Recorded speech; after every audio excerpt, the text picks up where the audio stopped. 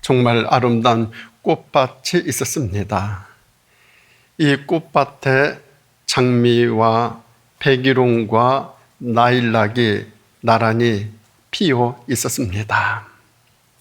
백일홍은 장미를 바라보면서 몹시 부러워합니다. 그러면서 이렇게 말을 합니다. 장미님, 당신의 모습을 보니 너무나 아름답습니다. 그 아름다운 모습으로 모든 사람들을 즐겁게 하니 당신은 과연 꽃 중에 가장 아름다운 꽃입니다. 라고 말을 했습니다. 그러자 장미가 이렇게 백일홍에게 대답을 합니다. 백일홍님, 저를 부러워하지 마십시오. 저의 아름다움은 극히 짧은 동안 뿐이지만 백일홍님은 무려 100일 동안이나 아름다움을 자랑할 수 있지 않습니까? 이렇게 말을 합니다. 그러자 옆에 있던 나일락이 이렇게 말합니다. 저는 두 분의 붉고 아름다운 꽃송이가 너무너무 부럽습니다. 저도 그런 꽃송이를 가졌으면 참으로 좋겠습니다. 그러자 백일홍이 이렇게 말합니다. 나일락님, 그런 말 하지 마십시오. 당신의 꽃은 향기가 멀리 퍼져 나가지 않습니까? 저도 제 향기가 멀리 퍼져 나갔으면 좋겠습니다. 이렇게 말들을 합니다. 우리 모두 일장일단을 가지고 있습니다. 장점만 갖고 있는 사람도 없고 단점만 갖고 있는 사람도 없습니다. 장점 위주로 사람을 보게 되어지면 모든 사람들이 귀합니다. 그러나 단점 위주로 사람을 보면 그 사람들이 천해집니다. 그래서 나와 다른 사람의 단점을 보지 아니하고 장점을 보고 그 장점들을 잘 살려나가는 지혜, 그 지혜를 갖고 살아가는 것 정말 중요하죠. 정말 중요하죠. 그런데 그러한 장점을 살리는 지혜는 어떻게 얻을 수 있는가? 그것은 기도를 통해서 얻을 수 있습니다. 우리가 신앙생활을 한다라고 하는 것은 기도를 한다라는 것입니다. 그것도 살아 역사하시는 하나님께 드리는 기도 말입니다. 우리는 기도를 통하여 나를 알아갑니다. 기도를 통하여 너를 알아가고, 그리고 세상을 알아가고, 그리고 무엇보다도 하나님을 알아간다라는 사실입니다. 우리가 살아가며 알아가면 알아갈수록 겸손해집니다. 그리고 감사하게 됩니다. 기도는 나를 단돌이 하는 하나님 주신 특별한 은혜입니다. 생활이나 모든 곳에서 되어지는 모든 일들 다 기도를 통해서 하나님이 우리에게 지혜를 주십니다. 하나님이 지혜를 주고 싶어 하시는데 하나님께 기도를 드리지 않아요. 하나님이 주고 싶어도 줄 수 있는 방법이 없어요.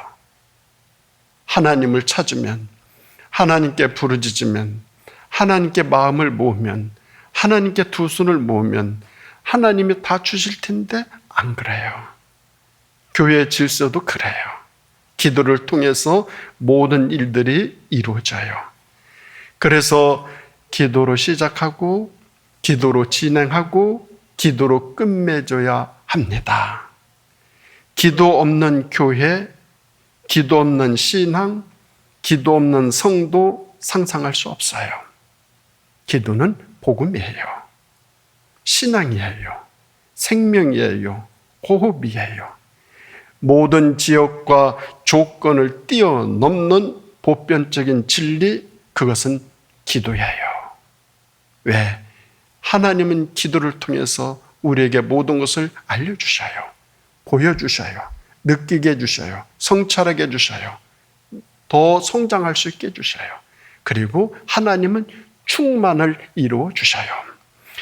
기도를 통해서 얻어지는 충만이 진짜 충만이에요. 세상적인 것으로 충만해졌다? 물거품이에요. 권력으로 충만해졌다? 잘못하면 감옥에 가요. 인기로 충만해졌다? 나중에 부끄럽고 창피하게 되어져요.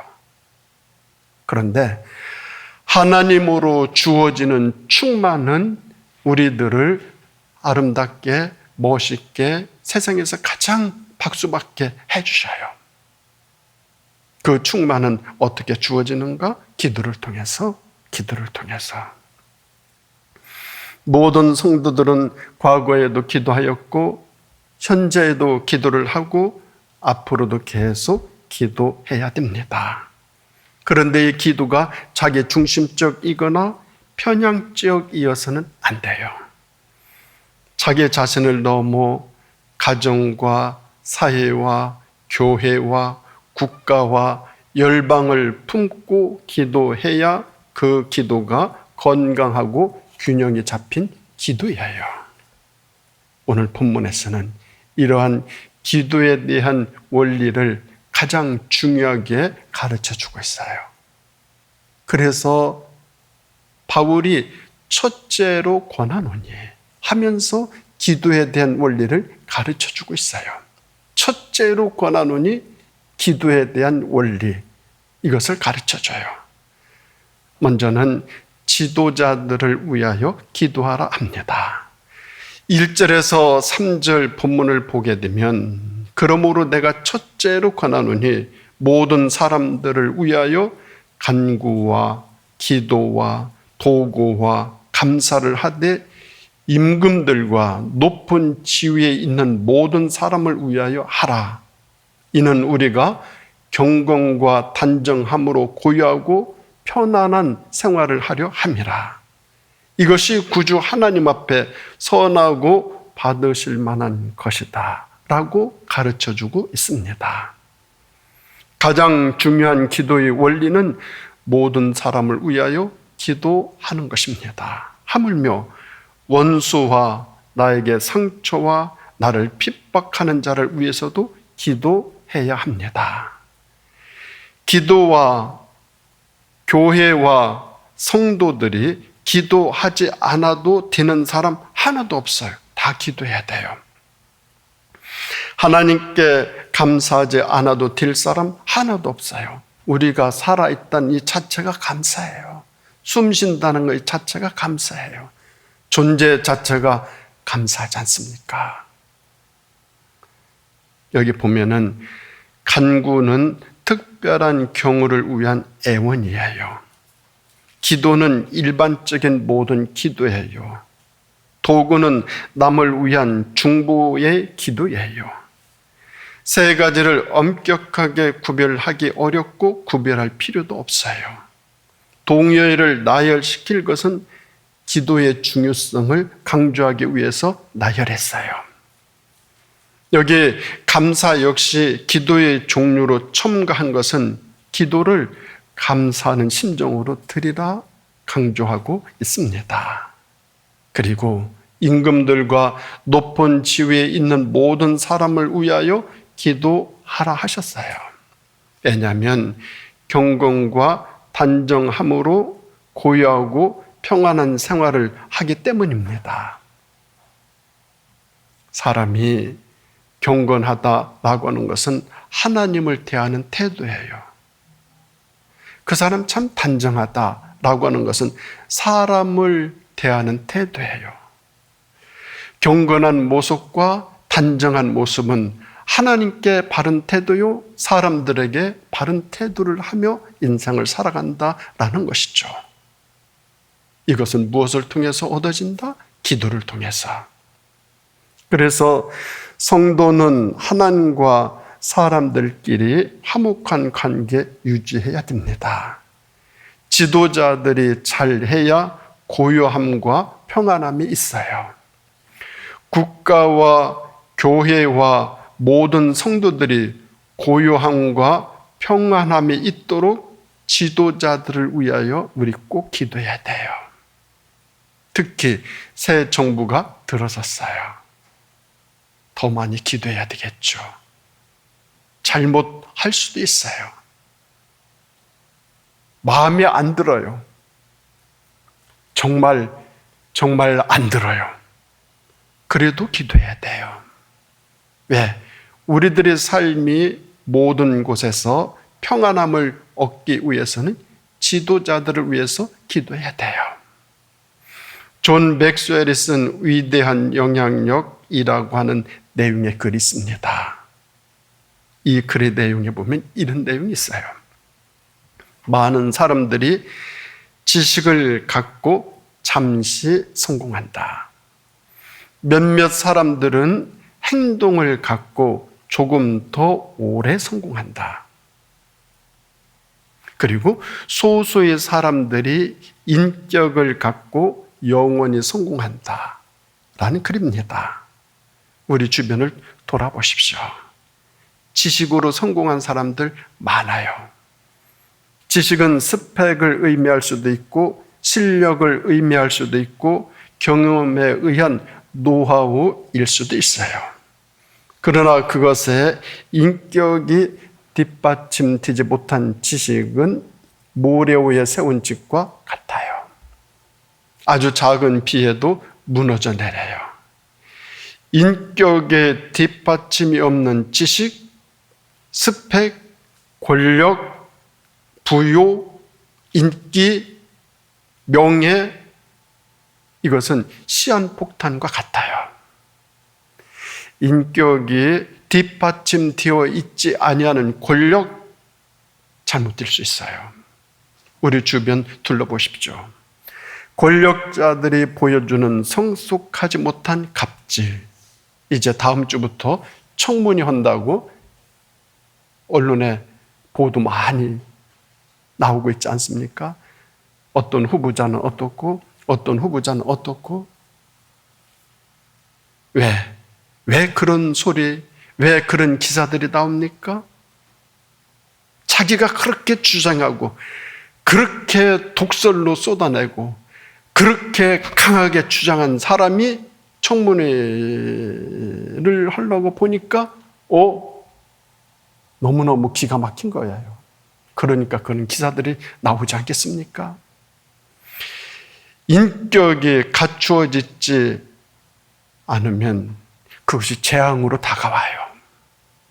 인격 위에 세워진 지식은 반석 위에 세워진 빌딩과 같아요. 인격 위에 바로 선 사람의 행동은 많은 사람들에게 감동을 주고 상처를 안 줘요. 박수를 받아요. 오래오래 기억돼요. 그리고 그 사람의 인격을 기념해요. 제가 항상 강조하고 몇 번이나 강조했죠. 브리테니코 사전에 인물란 등재하는 기준이 인격이에요. 그 사람의 재물, 그 사람의 권력, 그 사람의 명예, 이것은 한 줄로 딱 표시해요. 그러나 그 사람이 살아온 삶의 아름다운 인격은 한 페이지, 두 페이지, 세 페이지, 네 페이지 계속 써요. 그 사람이 아무리 맞은 재물을 가졌다 하더라도 그건 단 한 줄이에요. 그러나 그 사람이 어떻게 살아온 것, 아름다운 인격으로 살아가는 것은 다 기록해요. 브리테니코 사전에 등재하는 우선순위가 그 사람의 삶의 아름다운 모습들, 그것을 조명해요. 하나님은 우리가 나중에 하나님 나라에 가서 하나님 앞에 서서 평가를 받을 때 무엇을 가지고 평가받을까요? 어떻게 살아왔는가? 우리들이 인격 가지고 평가받지 않겠습니까? 지식과 스펙이 뛰어난 사람들은 그것을 통해 경쟁력을 갖추고 사회로부터, 사람들로부터 인재라고 평가받기를 원해요. 그러나 그것보다는 여기에 자기들이 갖춘 지식, 그 모든 것, 그 위에 인격이 더해져야 되죠. 그것이 반석 위에 집을 짓는 유일한 길이고 인류 사회를 향하여 헌신하는 첩경이지 않겠습니까? 우리 사회가 보이지 않는 건물의 기초인 인격을 소홀히 생각하지 않았으면 좋겠어요. 인격이 갖추지 아니하는 정부, 권력, 모든 것들은 나중에 평가받아요. 반드시 그랬으면 좋겠어요. 우리나라 정치판에 내로남불이라는 이 말이 안 나왔으면 좋겠어요. 내가 권력 잡았을 때는 이렇게 하고 다른 사람이 권력 잡으면 또 이렇게 하고 이런 모습들을 우리들은 지금 반복해서 보고 있어요. 참 역겨워요. 정말 역겨워요. 그래도 어떡합니까? 기도해야 돼요. 내 원수를 내가 아무리 싫어도 그 사람들을 위해서 기도해야 돼요. 우리 신앙인의 자세예요. 다른 사람의 인격을 높이면 자연스럽게 내 인격도 높임을 받아요. 내가 높은 자리에 있어서 다른 사람을 무시한다? 항상 높은 자리에 있습니까? 아니죠. 높아갈수록 다른 사람들을 존중해야 되죠. 많이 가진 사람일수록 더 많이 베풀어야 되죠. 많이 알수록 더 많이 가르쳐야 되죠. 나눠야 되죠. 그러면서 살아가는 모습이 아름다운 인격을 소유한 사람들의 모습, 신앙인의 삶의 자세 아니겠습니까? 그 모든 것들은 깨닫는 것, 그렇게 할 수 있는 힘, 무엇을 통해서 얻을 수 있다? 기도밖에 없어요. 기도해요. 우리 모두 나를 위해서 기도할 뿐만 아니라 모든 사람, 높은 지위에 있는 사람들, 우리 주변에 있는 아주 작은 사람들, 그들을 위해서 중보 기도하며 인격이 갖춰지는 성숙한 신앙인 그 모습으로 이 7월, 아니 우리 남은 인생을 살아가는 우리 모두가 되어질 수 있기를 간절히 바랍니다. 그런가 하면 두 번째로 중요한 기도 원리는 진리에 이르는 기도예요. 4절 본문의 말씀 보면 하나님의 모든 사람이 구원을 받으며 진리를 아는 데 이르기를 원하신다 말씀하고 있어요. 하나님은 모든 사람이 구원받기 원하셔요. 구원의 책임 중 절반은 인간 편에 두었어요. 인간이 마음을 열고 예수 그리스도를 영접해야 구원이 완성이 돼요. 예수 그리스도를 하나님의 아들로 인정하고 믿고 그분 뜻대로 살아가는 삶을 살 때 구원이 완성돼요. 범죄한 인간이 회개하고 믿음으로 구원받는 것이 하나님의 뜻이고 끝까지 회개하지 않는 사람은 구원받기를 원하실 분, 하나님이 회개하지 않는 사람도 저 사람도 구원받기 참 구원 좀 받았으면 좋겠는데 하나님이 그렇게 원하실 분 구원할 수는 없어요. 이것이 하나님의 말씀이에요. 약속이에요. 공정이에요. 심판이에요. 정의예요. 진리를 아는 것은 믿고 구원을 받은 결과로 얻어지는 것이고 인간의 직관적인 지식과는 전혀 달라요. 진리는 예수 그리스도의 대속의 말씀이고 대속의 진리를 아는 완전한 지식, 이것이 바로 진리예요. 믿음과 지식은 동일한 대속이에요. 예수 그리스도 이에는 대속과 완전한 지식은 어디에도 없어요. 이것이 신앙이고 구원이고 하나님께서 보시는 진리예요. 유리창을 바닥에 떨어뜨리면 깨어져 버리고 말아요. 진흙은 바닥에 탁 던지면 달라붙어 버리고 말아요. 그런데 공은 바닥에 탁 던지면 상쾌하게 뛰어올라 더 높이 날아 올라가요. 뛰어오르는 공과 같은 힘을 회복 탄력성과 역경지수라 부릅니다. 폴 스톨츠는 그의 명저 위기 대처의 능력 AQ에서 역경을 이겨내고 회복하는 힘을 의미하는 역경지수를 AQ라고 정했어요. 급변하고 불확실한 세상 속에서 지능지수 IQ, 감성지수 EQ, 관계지수 NQ로만 승리할 수 없어요. 그렇게로만 이 세상을 살아갈 수 없어요. 다시 일어설 수 있는 힘, 역경지수 AQ가 더욱 요구되는 그런 시대에 우리들은 살아가고 있어요.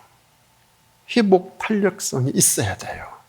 탄력성이 없는 삶은 안타까워요. 성경의 그 어떤 믿음의 영웅들도 넘어짐이 없었던 사람 하나도 없어요. 다 넘어졌어요. 모세도 그랬고, 엘리야도 그랬고, 다윗도 그랬고, 베드로도 그랬어요. 믿음의 사람은 넘어지지 않는 사람이 아니라 넘어져도 다시 일어나는 사람이에요. 다시 일어나는 것 중요해요. 산악인의 진가는 야산에서가 아니라 험한 산을 오를 때 나타나요. 뱃사공의 진가는 풍랑이 불 때 나타나요. 믿음의 진가는 환난과 시련과 도전을 받을 때 그때 나타나요. 결정적인 순간 더 부르짖고 신령과 진정으로 예배 드리고 그 예배 속에서 힘을 얻어 회복의 탄력성을 얻어 이 주어진 삶을 열심히 살아가는 것, 회복 탄력성이 있어야 돼요. 하나님은 7번이라도 다시 일으켜 주신다 약속하셨어요. 그래서 하나님의 은혜를 정말 하나님의 은혜로 구원받은 성도는 더 노력하여 진리를 아는 데 이르러야 돼요. 구원은 모든 사람들을 위하여 예비되어 있지만서도 그 구원을 받아들이는 사람만 구원을 받게 하셨어요. 구원의 주체는 오직 하나님이셔요. 인간은 구원 의지를 받아들일 때 구원을 얻을 뿐이에요. 어떤 계층이나 종족이나 개인적인 차이가 그것이 구원의 조건이 아니에요. 진리에 대한 지식은 구원의 뿌리이며 열매예요. 이러한 지식은 인간의 자의적인 노력을 통해서 얻어지는 것이 아니라 하나님의 은혜, 하나님의 역사하심 속에서 얻어져요. 모든 사람이 구원받기 원하시는 하나님은 사람들로 하여금 진리를 깨닫게 하심으로 구원에 이르게 하셔요. 진리를 알아가면 알아갈수록 깨달음이 있어요.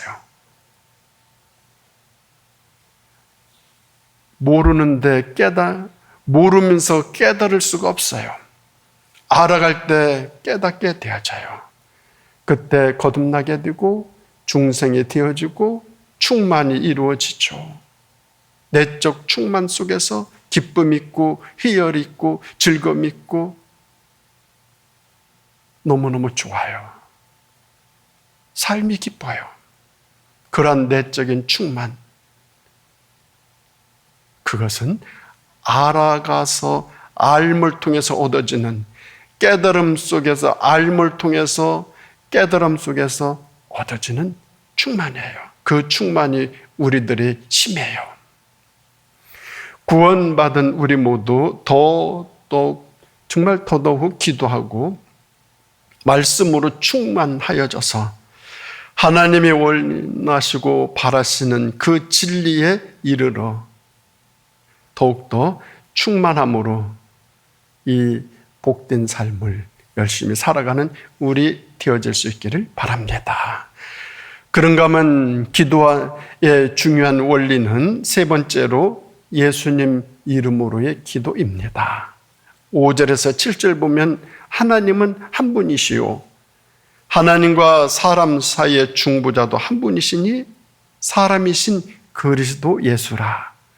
그가 모든 사람을 위하여 자기를 대속물로 주셨으니 기약에 이르러 주신 증거니라. 이를 위하여 내가 전파하는 자와 사도로 세움을 입은 것은 참말이요 거짓말이 아니니 믿음과 진리 안에서 내가 이방인의 스승이 되었노라. 이렇게 사도 바울은 말씀하고 있어요. 하나님의 은혜의 보편성은 하나님의 유일성에서 비롯되어져요.